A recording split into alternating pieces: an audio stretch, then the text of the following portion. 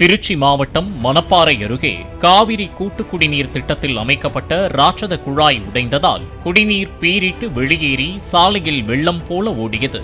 1 மணி நேரத்திற்கு மேலாக ஆயிரக்கணக்கான லிட்டர் குடிநீர் வெளியேறிய நிலையில் குடிநீர் வடிகால் வாரிய அதிகாரிகளுக்கு தகவல் தெரிவிக்கப்பட்டதை அடுத்து அப்பகுதியில் தண்ணீர் நிறுத்தப்பட்டது.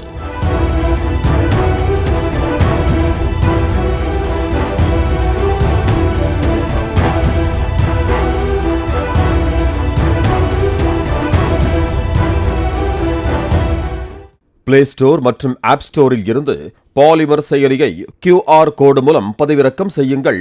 செய்திகளை உடனுக்குடன் பெறுங்கள்.